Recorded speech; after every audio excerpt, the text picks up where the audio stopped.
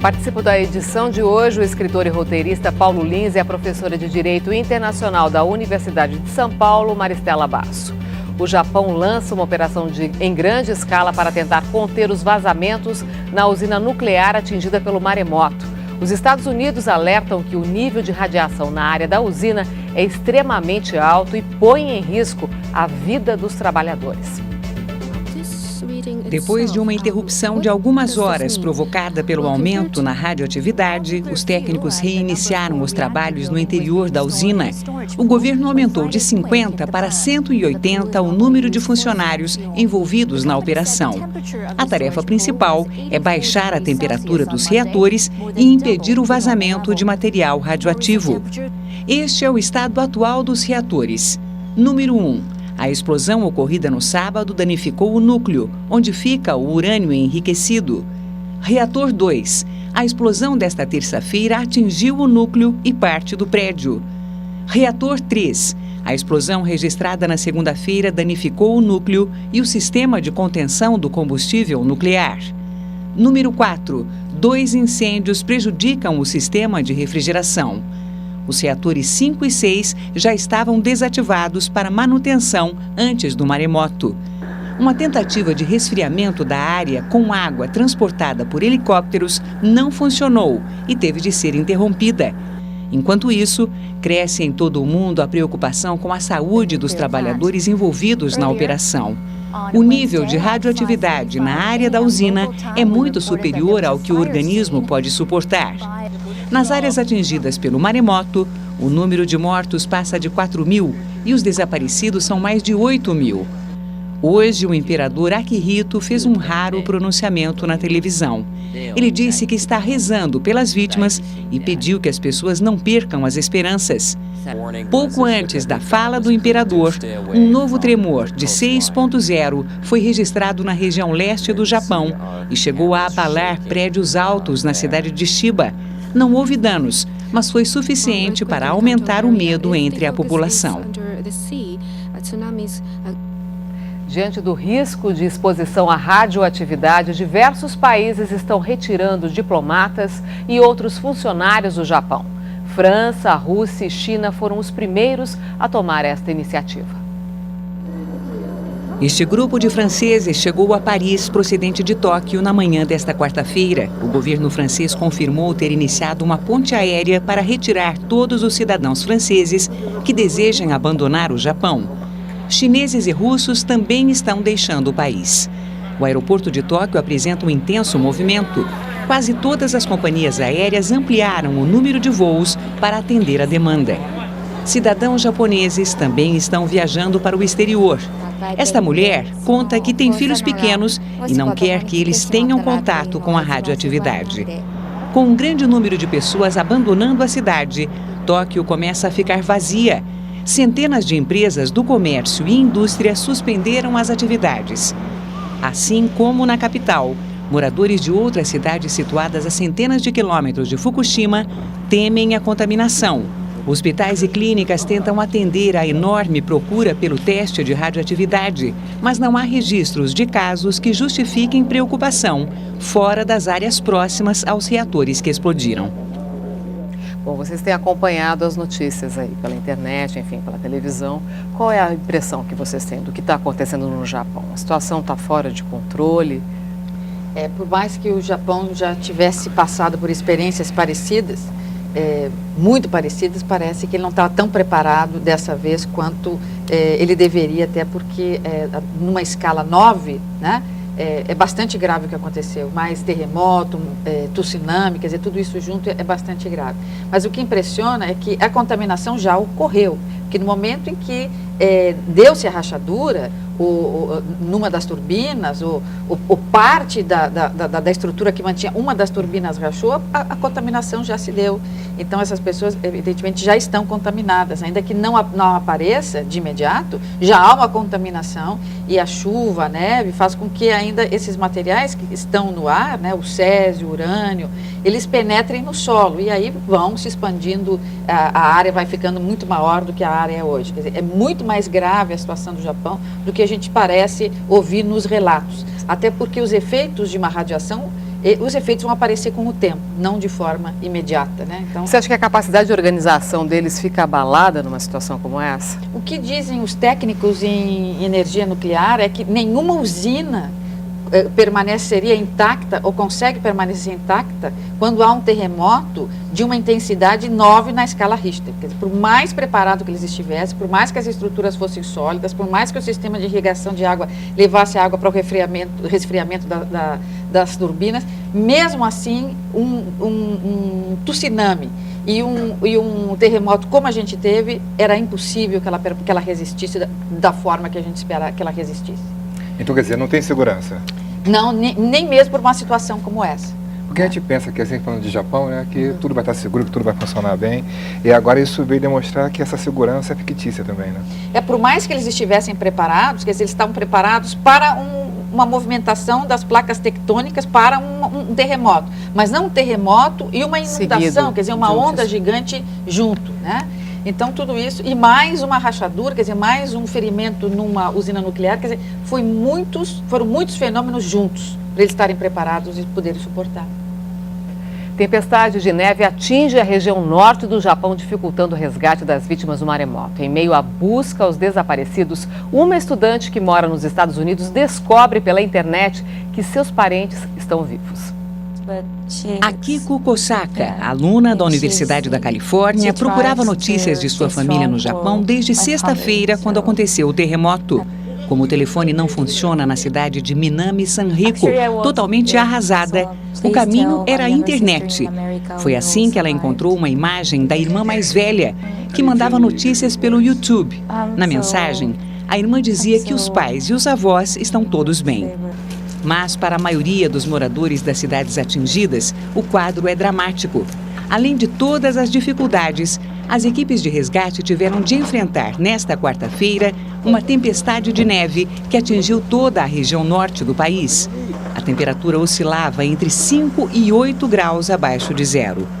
Nos abrigos, sem aquecimento, as pessoas enfrentam o frio e esperam pacientemente por uma melhora na situação. Por incrível que possa parecer, no país que tem a terceira maior economia do mundo, a população enfrenta a fome. Esta jovem conta que a última refeição que recebeu foi uma tigela de sopa e um pedaço de pão, para dividir entre 3 pessoas. Ela diz que teme pela desnutrição da filha. Do lado de fora, sob a neve, as equipes de resgate procuram sinais de sobreviventes. Uma busca que parece não ter fim e que o clima não está ajudando. A maioria das famílias que tem parentes no Japão já conseguiu notícias deles, mas a angústia ainda não acabou. Quem está lá tem agora problemas com o desabastecimento, a radiação e a incerteza do que vai acontecer. A angústia se instalou no telefone. Diz que está tudo condicionado. Não pode fazer nada, né? Só orar. Há 2 dias, Dona Kaoru tenta falar com um irmão que vive na província de Fukushima. O irmão de Dona Kaoru vive a 60 quilômetros da usina. Depois de inúmeras tentativas, o alívio, a voz de Masaki do outro lado da linha. Conversamos com ele. Masaki estava em casa na hora dos tremores. Agora passa por dificuldades. O problema mais é a alimentação, né? Não só comigo, mas toda a população, né? Ele ainda está em casa, mas aguarda o aviso do governo japonês para sair da cidade. A prefeitura, quer dizer, daqui que vai providenciar tudo, porque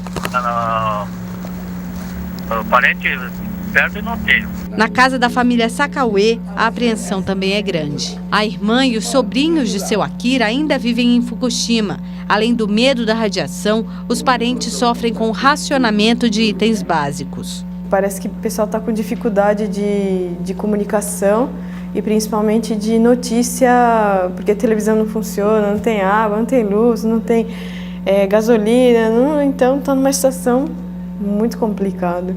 Aqui no jornal São Paulo Shimbun, no bairro da Liberdade, tradicional reduto japonês na capital paulista, famílias inteiras buscam informações sobre seus parentes no Japão.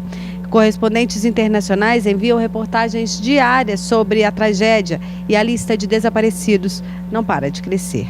O jornal publica em japonês a lista dos mortos, orienta as famílias a acessarem os sites dos departamentos de polícia de cada província. Para esta jornalista que tem uma irmã em Tóquio, as preocupações estão longe de acabar. Os especialistas estão dizendo que seria bom evacuar uma área de 50 quilômetros próximos da usina. Então, cada vez mais está chegando essas notícias, o que deixa o pessoal em pânico. O tsunami não é o único efeito destruidor do terremoto no Japão. Assim como a onda gigante que varreu cidades inteiras, os efeitos da tragédia na economia do país se espalham. O Japão vive crises econômicas desde a década de 1990 e viu a China tomar seu posto de segunda maior economia do mundo. Mesmo antes do terremoto e do tsunami que atingiram o país, a previsão era de que o PIB cresceria 1,9% este ano. Já seria pouco para recuperar os resultados negativos de 2008 e 2009. Consultorias europeias já calculam o tamanho do prejuízo. Pagar seguros e reconstruir rodovias, ferrovias, portos e aeroportos custaria 100 bilhões de dólares. Segundo Rei Eiwa, economista da entidade que promove os negócios japoneses no exterior, o impacto maior ainda está por vir. Eiwa diz que a fabricação dos principais produtos do Japão, como carros, equipamentos eletrônicos, navios, tecidos e roupas, deve ser afetada pela falta de energia. Além disso, os alimentos japoneses já sofrem restrições pela ameaça de contaminação radioativa. Ainda ninguém sabe até quando esse tipo de blackout planejado vai continuar. Isso está afetando muito quase toda a parte do leste do Japão. Não é só a região atingida pelo terremoto, né? E o mercado consumidor interno, que responde por 60% da economia do país e já estava retraído, deve demorar a se reerguer. Muitas pessoas têm que ficar na casa, né? Por isso agora não tem ambiente em que pode consumir, né? Por isso o consumo no mercado japonês está deprimido. Mas o ex-Banco Central brasileiro, Paulo Iokota, tem uma visão diferente. Ele lembra que nas grandes crises, desde a destruição do país na Segunda Guerra Mundial, os japoneses sempre mostraram a capacidade de superação e reconstruir o país pode ser a grande alavanca para a economia local. Esse desafio para um povo que estava um pouco acomodado e que estava fazendo muitos investimentos no exterior, na China, no Brasil e outros lugares, eles vão concentrar na reconstrução do Japão. Isso vai ativar muito a economia japonesa. Maristela, como é que você explica a terceira economia mundial chegar a uma situação como essa? O cosmos conspirou contra o Japão no fim da semana passada e nessa semana, né? Porque aconteceu tudo. Faltar comida no Japão, no país. A situação mesmo grave. Mas esse relato é muito interessante, porque o Japão, primeiro, é um povo que tem um altíssimo nível de educação. Então, esse altíssimo nível de educação das pessoas vai fazer com que o Japão consiga se desenvolver mais rapidamente, consiga superar esses problemas mais rapidamente. Depois que passar essa fase. Sim, e agora eles têm que começar a procurar, inclusive, comida. Mas isso aconteceu no final da Segunda Guerra. No final da Segunda Guerra, eles também não tinham alimentos, e o final da Segunda Guerra foi 46, 47, e nos anos 60 eles já tinham se recuperado. Então, a gente não pode subestimar a capacidade dessas pessoas de recuperação. E, evidentemente, como disse a própria matéria, o povo japonês estava muito acomodado, né?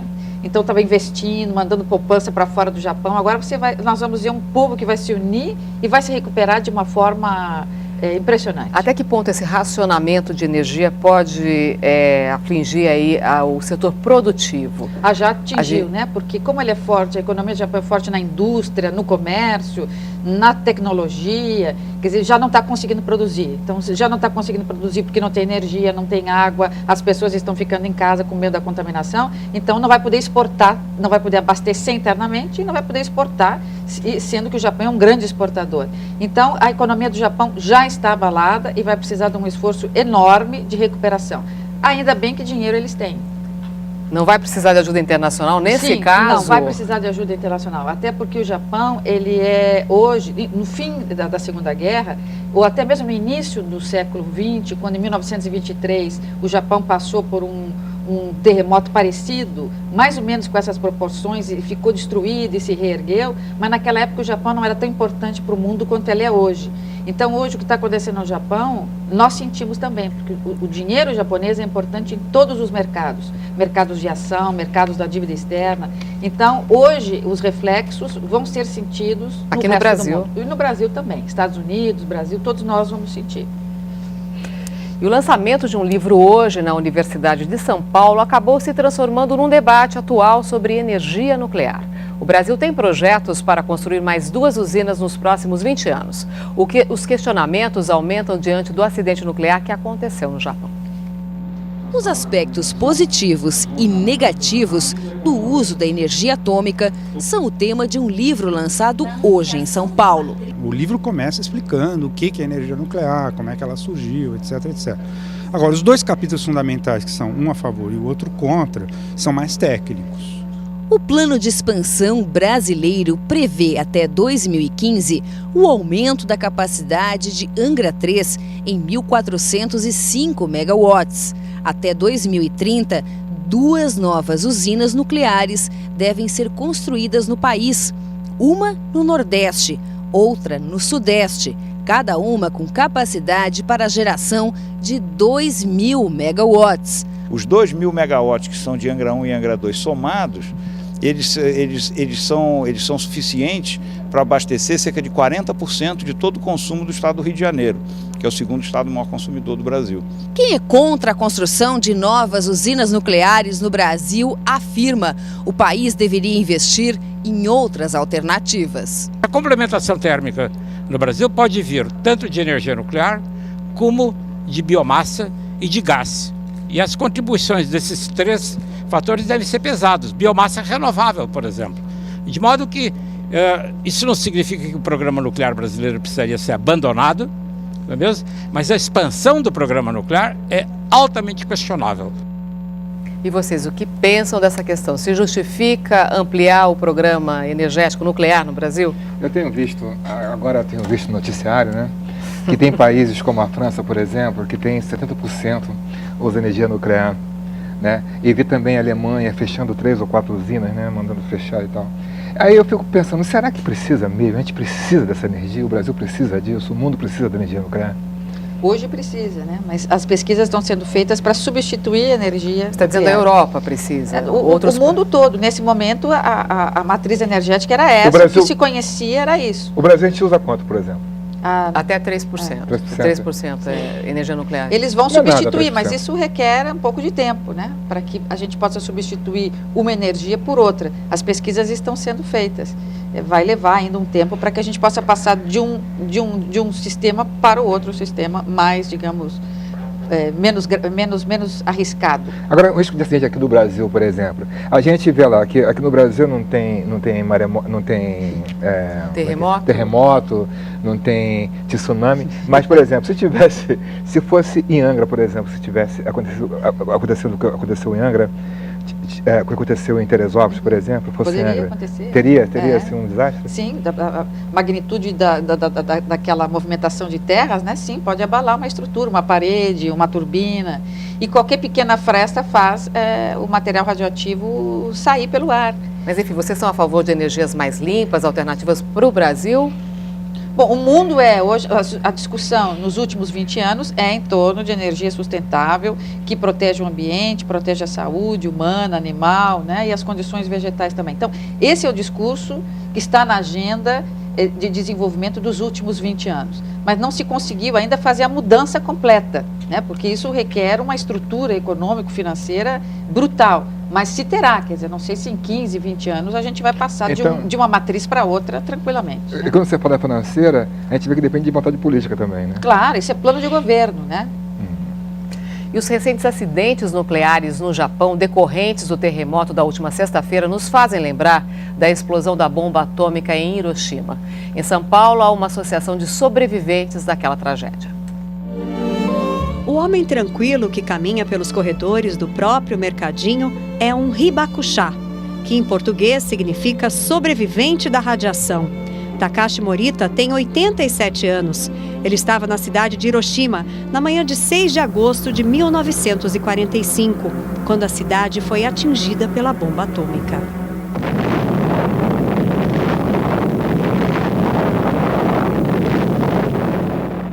todo mundo é queimado, chamando mamãe, mamãe, depois me dá água, socorro, já fala da cidade inteira.